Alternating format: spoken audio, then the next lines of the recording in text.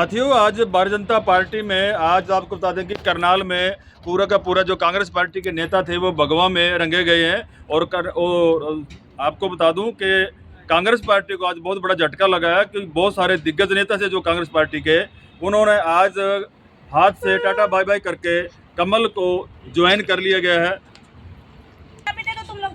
और इसी तरह से आपको बता दें कि नायब यानी मुख्यमंत्री आज करनाल पहुंचे थे। सबसे पहले त्रिलोचन सिंह सरदार जो कि संयोजक भी थे, जिन्होंने पूर्व मुख्यमंत्री मनोहर लाल खट्टर के सामने अपना चुनाव लड़ा था और 50,000 यानी कि ज़्यादा मतों से उनको टक्कर दी थी। इसी तरह से और भी बहुत सारे दिग्गज नेता थे जो कि आप पार्टी के नेता थे, बिंदल जी थे, और उसके साथ में मैडम सोनिया तंवर थी जो ये भी चुनाव लड़े थे, उन्होंने भी मेयर पद का, और बहुत सारे टिकटों पे चुनाव लड़ते आ रहे हैं। और इस तरह से दिग्गज नेता आज कांग्रेस छोड़ करके भारतीय जनता पार्टी में शामिल हो गए हैं। तो इस कड़ी में हमारे साथ जुड़े हैं एडवोकेट सोनिया तंवर। सोनिया तंवर जी, आपका स्वागत है सच समाचार में। मैडम, आज इस तरह से फेरबदल हुआ है, इसके पीछे क्या राजनीति है? क्या मतलब कांग्रेस पार्टी ने अपने जो भी वर्कर थे उनको नाराज किया है? क्या वजह रही है?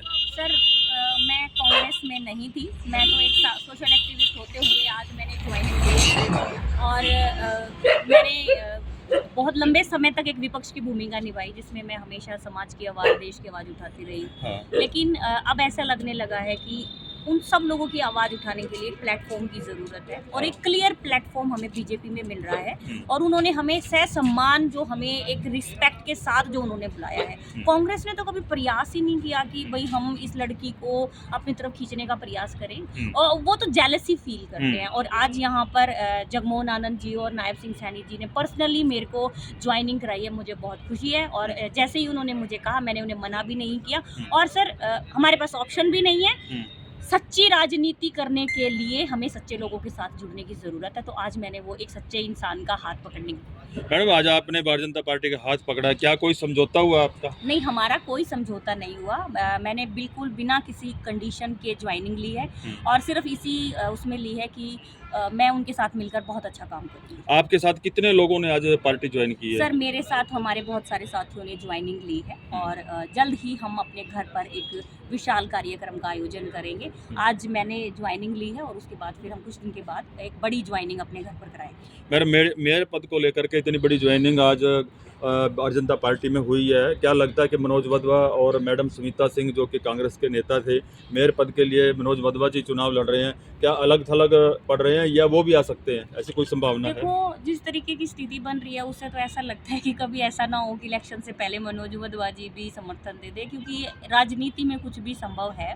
और रही बात कांग्रेस की, सर, ऑलमोस्ट अब फिनिशिंग लाइन पे खड़ी है, कभी भी खत्म हो सकती है। और आज जिस तरीके से एक बहुत ज़्यादा संख्या में जो ज्वाइनिंग हुई है, उससे एक बात तो क्लियर है कि लोगों ने मन तो बना लिया है कि अब भाजपा सरकार लंबे समय तक नहीं, हमेशा हमेशा के लिए रहेगी। भारतीय जनता पार्टी ने पहले 2047 तक का टारगेट दिया था, क्या वो लक्ष्य पूरा होता हुआ नजर आ रहा है? सर देखो, जिस तरीके से लोग उनके साथ जुड़ रहे हैं, आज मैं जो हमेशा बीजेपी के विरोध में खड़ी रही, सरकार के विरोध में खड़ी रही, जब मेरे जैसे व्यक्ति की सोच बदल सकती है तो किसी की भी बदल सकती है। और व्यक्ति जब सामाजिक सोच के साथ चलता है तो उसको अच्छे लोगों का साथ पकड़ लेना चाहिए, और जब मौका मिले तब पकड़ लेना चाहिए। हमने बहुत प्रयास किया कि हम विपक्ष में रहकर काम कराएं, लेकिन विपक्ष इतना कमजोर है जिसने कभी साथ ही नहीं दिया।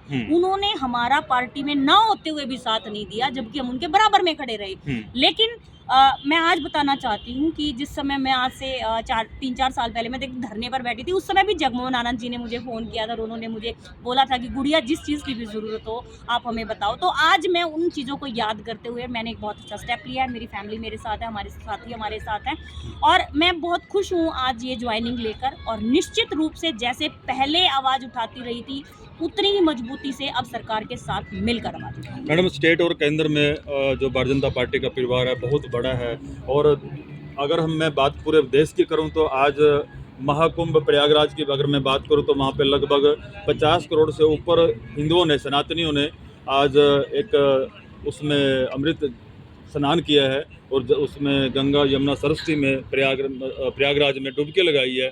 इससे पूरा देश सनातनी मय हो चुका है। क्या लगता है कि भारतीय जनता पार्टी एक विश्व की सबसे बड़ी पार्टी उभरेगी बंद कर? देखिए वो एक धार्मिक मुद्दा है और राजनीति करना, धर्म को साथ लेकर चलना हर राजनीतिक पार्टी की ज़रूरत है। और जो वो एक मुद्दा है, मुद्दा भी नहीं, वो एक आस्था का पॉइंट है। वहाँ पर बहुत सारे लोग अपनी श्रद्धा से गए हुए हैं, उसे राजनीति से ना जोड़ें तो बहुत अच्छा है। लेकिन मैं एक चीज़ ज़रूर कहना चाहती हूँ कि बीजेपी ने हर संभव प्रयास किया है वहाँ पर लोगों को हर सुविधा उपलब्ध कराने का, जिसमें वो कामयाब भी हुए हैं। छोटी मोटी देखो कमी हर जगह आ जाती है। अभी कांग्रेस वालों ने हड़दप मच गई थी वहाँ पे, उसके ऊपर बोला था कि भाई ये हो गया, आदमी मर गए, ये है वो है। तो फिर तुम क्या कर रहे थे? तुम क्यों नहीं चले गए वहाँ पे? तुम लोगों ने क्या किया? क्या तुम्हारी कोई जिम्मेवारी नहीं थी? वो महाकुंभ बीजेपी का थोड़ी था, वो तो पूरे देश का था, पूरे वर्ल्ड का था। तो आप भी तो जा सकते थे, आपकी भी तो कोई जिम्मेवारी थी। लेकिन हमेशा दूसरों के ऊपर उंगली उठाने का काम किया। और मैंने हमेशा लोगों को ये बताया है कि जिस तरीके से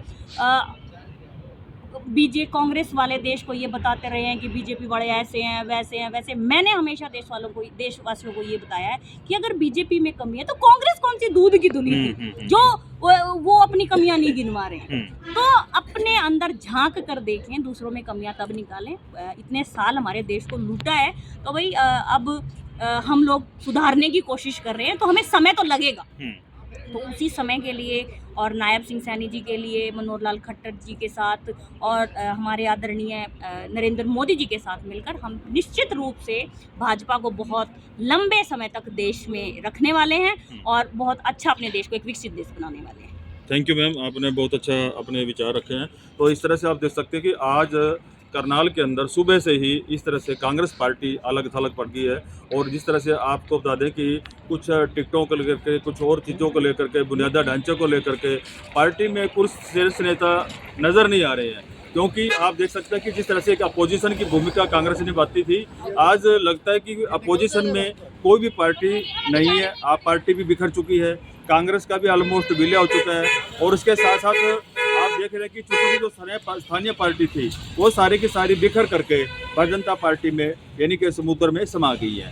तो इस तरह से भारतीय जनता पार्टी का आज कुनबा बड़ा हो गया है। करनाल में बहुत बड़ी आज कांग्रेस को, करनाल की अगर राजनीति की मैं बात करूँ तो करनाल में आज बहुत बड़ा झटका लगा है और इस तरह से राजनीति में बहुत बड़ा फेरबदल हुआ है। और इस तरह से आप देख रहे थे सुबह से लेकर के ये कयास लगाए जा रहे थे कि जितने भी दिग्गज नेता हैं आज वो भाजपा ज्वाइन करने वाले हैं।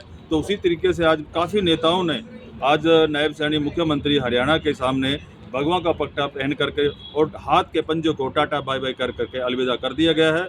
इस तरह से बहुत ज़्यादा समय से खामोशियाँ थी, कुछ घुटन नज़र आ रही थी, लेकिन वो घुटन लंबे समय तक नहीं चल सकती। क्योंकि कांग्रेस के अंदर एक ये तो परिवारवाद की कह सकते हो, यानी कि आपसी सामंजस्य नहीं है। कांग्रेस पार्टी के अंदर एक जातिवाद की बू आती थी, एक भाई भतीजावाद की बू आती थी, एक अगर नौकरी देनी है तो अपने जातिवाद को देनी है। तो इस तरह की ये जो बातें थी ये जनता के सामने अखर रही थी। तो धीरे धीरे इस तरह से जो नेता थे उनके सामने बातें आई हैं और उन्होंने इस घुटन से बाहर आकर के आज भारतीय जनता पार्टी को ज्वाइन किया। जुड़े रहिए अगली खबरों तक। बंसीला पंचाल, सच समाचार, करनाल, हरियाणा।